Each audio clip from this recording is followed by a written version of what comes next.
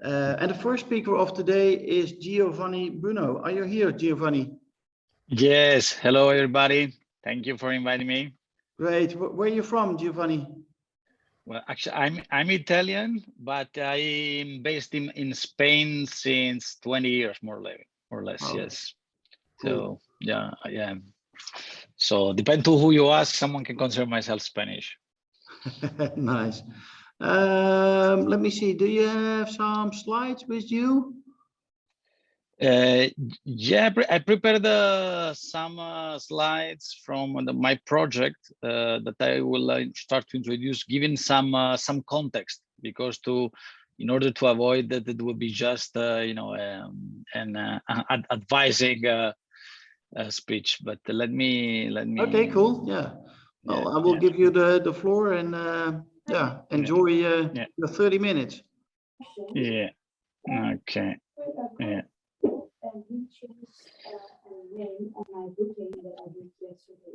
Can you see my slides? Yes, we can. We can. Yeah, Yeah, we can see it very clear. Okay. Okay. Let me check. Okay. Okay. Okay. Okay. So, and when I know there are more people in the room that are probably expert or even more expert than me in these topics, but I think it's always good to give some context, because as I say, I'm based in Madrid. So since 7 years, I'm involved in fintech and fintech Proptech projects. And so I'm been observing the market, especially in Southern Europe. Okay. And for the people who are not familiar with this market, there is a fundamental difference probably with other market in Europe and outside of Europe, that basically there is a strong culture of the property, okay, to owning a property. So until a couple of decades ago, basically, family ties, the cultural background was pushing people to owning an apartment as close as the family and as close to their the place where they're born. And basically, in the last 10 years, I would say this trend completely changed. Family structure changed a lot. Not so much marriages, different type of family structure, more and more mobility. And this not only within countries like Spain or Italy, where people is moving between different cities, but this is also about between different countries, from Spain to Italy, Spain and Portugal, etc. And this is pushing the people to choose the rental in front of the real estate acquisition of property. And if they acquire a property, they're starting to see the property more as a financial asset. And so where they're looking to a property to acquire, they are not anymore looking to the same variable they used to acquire, to use in the past. They're really looking for the profitability, if sustainable, if the investment is sustainable, related to their let's say ethical beliefs, but not because of the distance with their family or because they born. So this is change obviously the landscape of the especially major cities, where the demand of rentals has increased tremendously, and also the prices, with the phenomenon that you probably saw in big capitals all around the world, like gentrification. So entire neighborhoods transformed, and this is probably a phenomenon that is arrived late in the Southern Europe, but is arrived. Okay, is arrived, and so as you can see from the slide, there is basically just in Spain, and you can have similar number in country like Italy, where I used to travel a lot, like 500,000 rentals per year. Okay, and is expected, this is conservative number, to increase by 50% in the next 10 years. And this is obviously attract also a lot of investment from tech company that want disrupt not only the real estate industry, but all those industry that somehow are linked with the property. So this is, for instance, the insurance technology company and the financial technology company. And this is obviously generate a lot of opportunity for new business in these countries. Okay. Another element that is important for who is not familiar with those markets is that is extremely intermediate. This means most of the transactions are passing through real estate agents. And I don't know in other countries, but here there was a kind of I call the chimera, like the dream of many disruptors. Somehow want to eliminate the intermediation. You know, they want to replacing the real estate agents with technology, basically. And someone tried in a couple of years ago. Someone is still trying, but the result when they want to completely eliminate the real estate agents are being very poor. And I don't know if this is again linked to a cultural thing, but people, both the landlord and the tenant, still want that human touch. Okay, in some point or another of the negotiation, they want a human being as an interface. Okay, and beside the whole digitalization wave accelerated by the COVID phenomenon, they're still very strong. And actually, after different analysis, also with some university that I'm collaborating with, we realized that actually the number of real estate agents is increasing. So there will be more and more intermediation. But there will be a big difference with the past, that there is a huge demand from professionals to use digital tools and solutions that will optimize their processes. Okay, so digital solution arrived not to disrupt in the sense to eliminate the human relations, but more to optimize all those tasks that basically are not bringing value to that relationship, with that conversation with the real estate owners. And another phenomenon that is obviously not new in other countries like UK, US, and other parts of Europe, but is still quite new in Southern Europe, is the fact that there is new players owning the asset that are playing a huge part in the new rent market of the residential market. And these is obviously are all the build to rent fund, the all new construction oriented to student houses and senior housing. So solution that combining the living solution with a lot of services. And in between the realtors and the professional landlords, there is also the rising of all these new type of servicers. We are basically adding a layer of services to a collective owners who want to delegate and put in value their assets. Okay. So this is create a totally different scenario for some years ago in these markets, where, as I say, the professional it's playing a big role, right? Again, the demand is still strong. So beside the cry screamings and all the interest rising situation that we are facing now, we can see that still there is asymmetric. So there is a scarcity of supplying of a new living solution also in big cities, sometimes due to regulation, sometimes due to the fact that the government want to play a part. So even private initiative are strongly intervened by some government, especially in country like Spain, when you have a strongly decentralized still power to the regions, especially in terms of living and residential policies. So this is basically wherever you want to do innovation and bring a new solution, digital solution, disruptive solution, you have to face this reality in southern Spain, right? So I bring some examples on a project that I launched 1 year ago with some other colleagues, and this is trying to bring some of the good practices that we see in other country, and then probably will help this digitalization and optimization of some processes that are not bringing any value to the daily life of this professional, and by consequence to landlord and tenants, right? Well, yeah, I also brought some number for those who doesn't have some idea about this. Today in Spain, if you took both major and minor city, the average rent is 750 euros.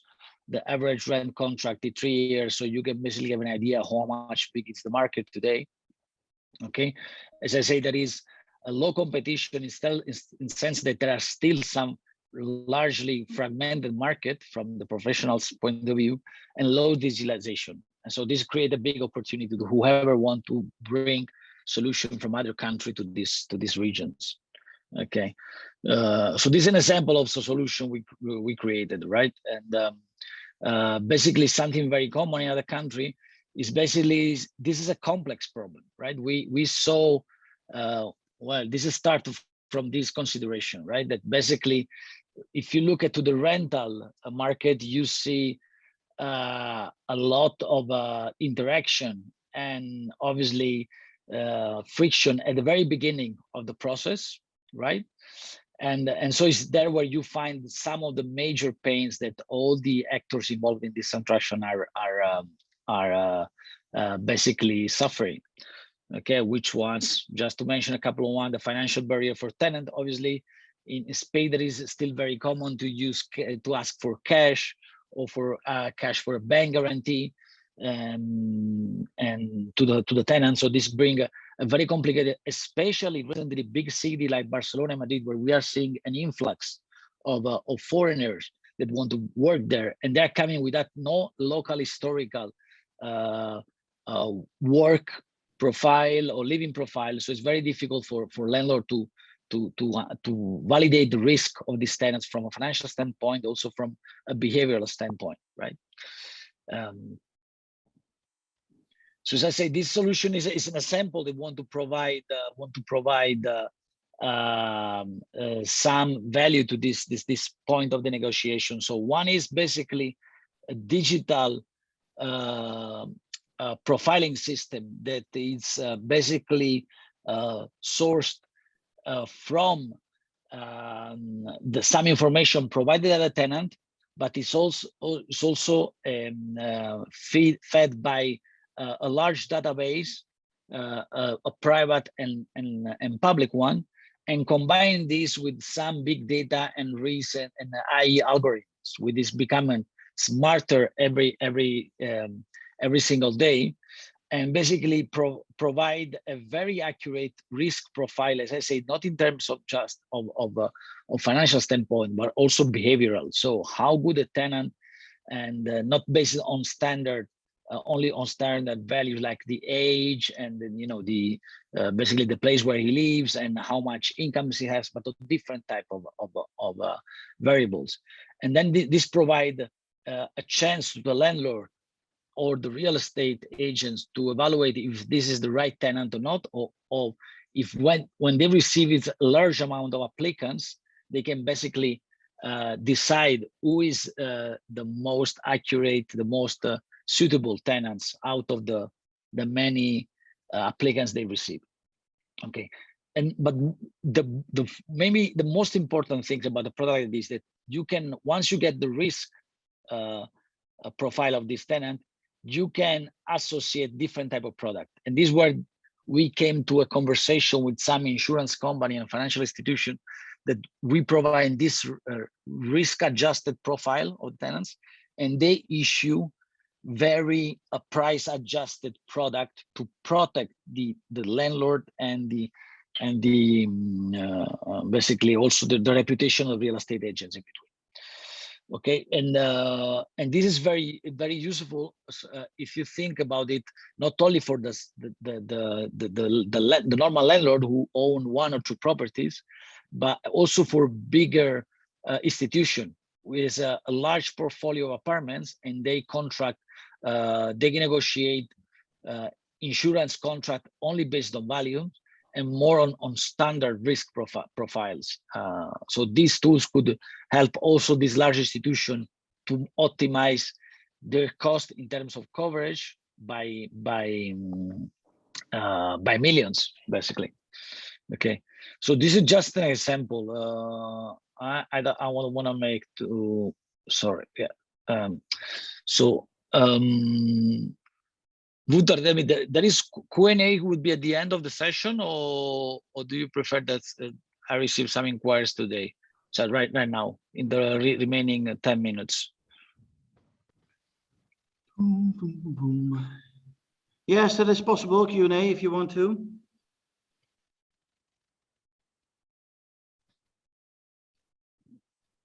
Yeah, if not, I have a couple of styles still that I could share. And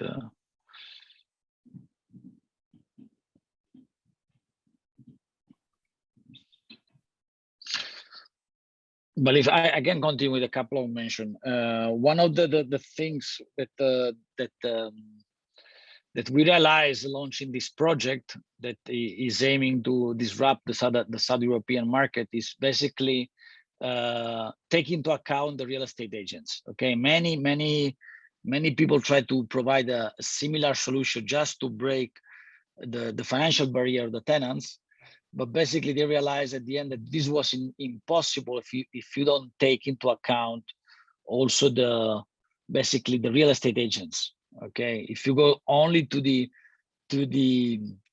tenants and provide him with solution, you don't have basically any real tools, because the end decision is basically either in the landlord side or delegated by the landlord to the real estate agents. Okay, another thing that we observed in the past, that whoever tried to solve these issues also became arrived just with a financial solution, just providing liquidity to the tenant or insurance product to the landlord, and this is fine, but if you don't basically leverage on technology, as we did, I can show, for instance, the tech stack that we are using for the very early version of this project. So if you don't leverage on technology, first of all, you don't have a strong barrier for whoever wants to compete with you and come with a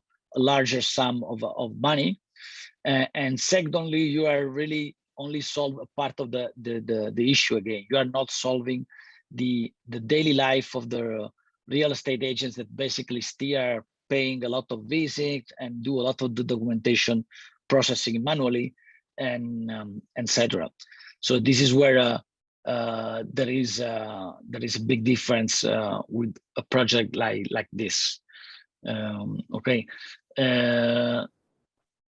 so basically another element that I think is important is to want to disrupt in different market, and this was what when we also saw with this project when we went to one country to another, is that it's very important to engage with more players. So whoever whatever is happening in another type of industry, the open innovation paradigm is still very, very important. So you need to partner with either larger institution, and here you can see here that our partnership with Equifax and Experian, and same as some large insurance company, but also with other tech players, and not be afraid to overlap your innovation with the one from other player, because if not, if you want to do all by yourself, probably you will not be able to provide a compelling solution to the end user. So it's very important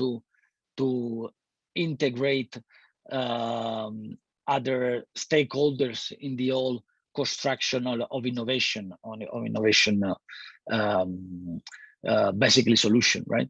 And here we are some example I show you with some of our competitors that, as I say, just address either one point, or they didn't leverage on technology. and what we did different, basically we had a look to other bigger player that made something similar in other country, and they make a difference in the industry. Okay, so basically this is the panorama that we are basically can see abroad from other Europe. And I'm very curious also from the other panels. One of the reason I'm happy to participate to the discussion with professionals from other countries, and to understand what is the solution of what is the situation of the rental market in the rest of Europe. Is this trend common? Is used to be already like this in the past in terms that the rental is a preferred solution, especially for younger generations, or is something that is new and coming now, or there is an opposite trend? Is it strong, like we are feeling in the south of Europe, the fact that the whole sector is looking for disruptive solution and want to really do the things in a different way, not losing time on basic tasks, or there is not such an urgency felt? So it would be very interesting if some of you can come with some comparative. For instance, for us, for me, it would be very a learning element to understand what is the landscape in other country, right? So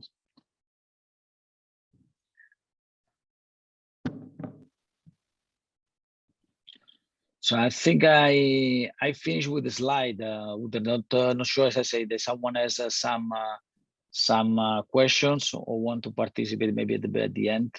Yeah, people can ask questions just to unmute themselves, of course, to have a conversation with each other. And on the other way, I have some questions. How far are you with your project?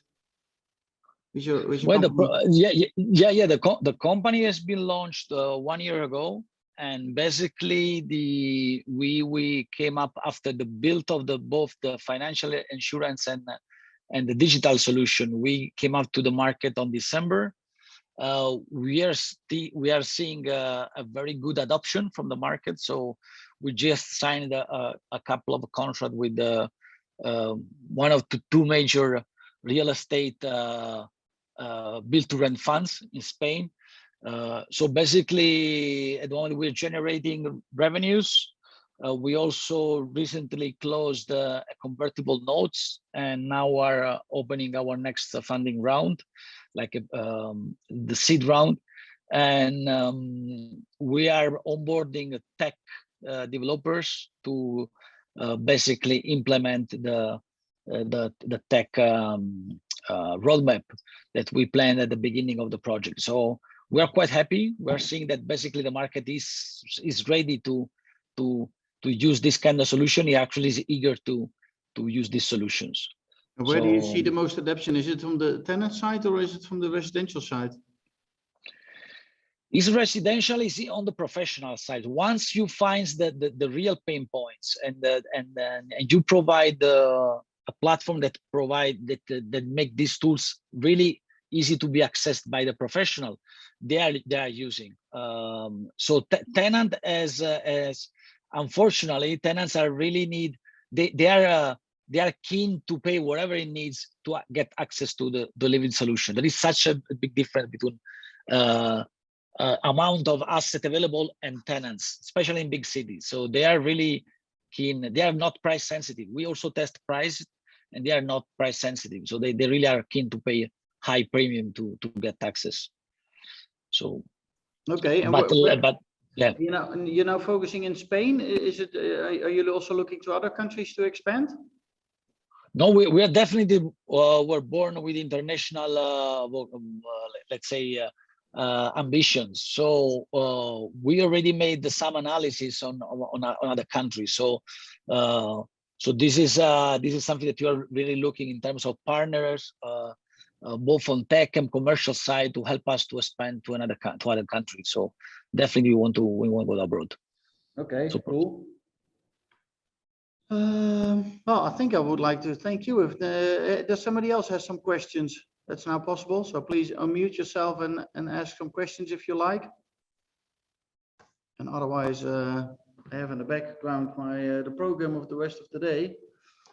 So it's going to be a long, long day. Next up at 10 o'clock is Devin from Clean Air. He's not here yet. So, well, Giovanni, I would like to thank you. Thank you very much, Udo. Thank you, the rest of us. I've been online for a while, so if anyone has anything that want to discuss, very open to it. Cool. Okay. Well, thank you very much. And speak to you soon, man. Thank you. Bye. Bye. Bye.